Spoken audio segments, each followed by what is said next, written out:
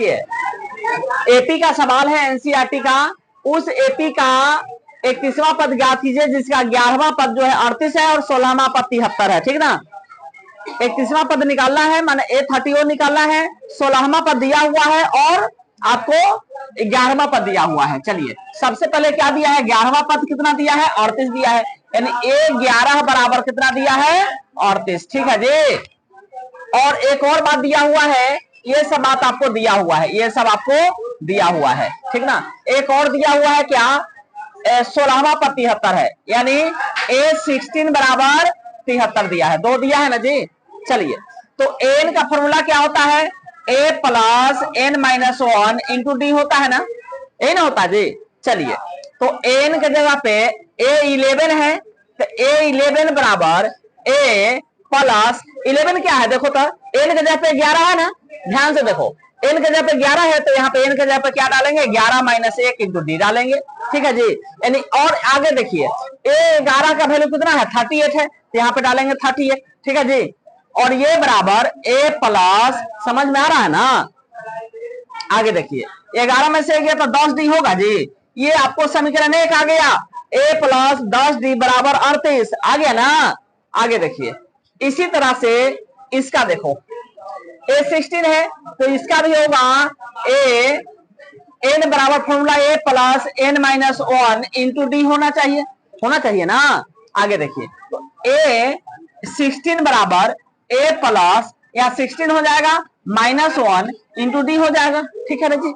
आगे देखिए A16 का वैल्यू देखिए 73 है ना, तो यहाँ पे 73 बराबर a प्लस 16 में से घटेगा तो कितना हो जाएगा, 15 हो जाएगा, 15 डी, यानी ये आ गया आपको समीकरण 2 आ गया ना। a प्लस 15 डी बराबर 73, a प्लस 10 डी बराबर 38, 2 समीकरण आ गया। तब क्या करेंगे, दोनों प्लस है तो हम समीकरण 1 माइनस 2 कर दीजिए, घटा देना। तो एक आपको है a प्लस 10 डी बराबर में आपको 38 है ना। यहाँ पे क्या है, a प्लस कितना है, 15 डी बराबर में है 73 है ना जी। चलिए समीकरण का घटाव कैसे होता है, यहाँ पे प्लस है तो माइनस, प्लस है तो माइनस, प्लस है तो माइनस। ठीक है, अब देखिए a से a कट जाएगा, बचेगा क्या, 15 माइनस 15 में है, ये प्लस 10 में है, तो 15 में से 10 जाएगा तो माइनस में 5 डी होगा, और ये बराबर 73 में से 38 घटेगा तो कितना होगा, 73 35 दूनी 70 माने 35 होगा, माइनस में होगा। देखिए 73 बड़ा है ना, इसके पीछे अगर माइनस है तो माइनस होगा।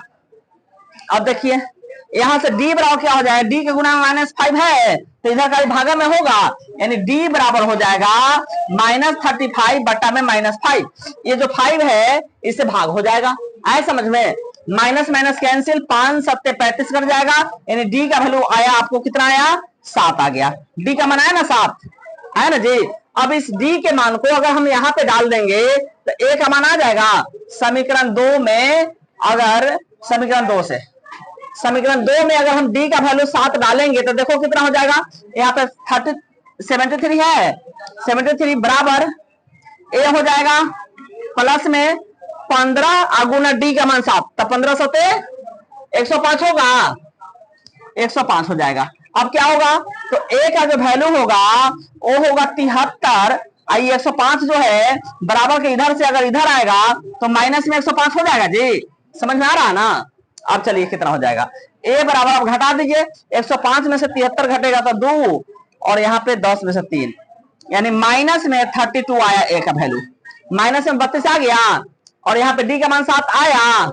अब हमको 31वां पद निकालना है ना जी। अब एकदम आसानी से निकल जाएगा इसी फॉर्मूले से, n बराबर a plus n minus 1 into D होगा। तो देखिए क्या हो जाएगा, यहाँ पे हमको A31 निकालना है, क्या हो जाएगा A31। 31वां पद क्या होता है formula, a plus n minus 1, तो a का मान है आपको, 1 मिनट पहले इसको नोट कीजिए। चलिए देखिए हम लोगों को निकालना है आपको A31 निकाला है ना जी। तो n का फॉर्मूला क्या होता है, a plus n minus 1 into D होता है। तो 31 बराबर क्या हो जाए, a का वैल्यू आया कितना 32 आया है, माइनस में आया है, माइनस में 32 आया है, प्लस n का मान कितना है 31 है ना जी।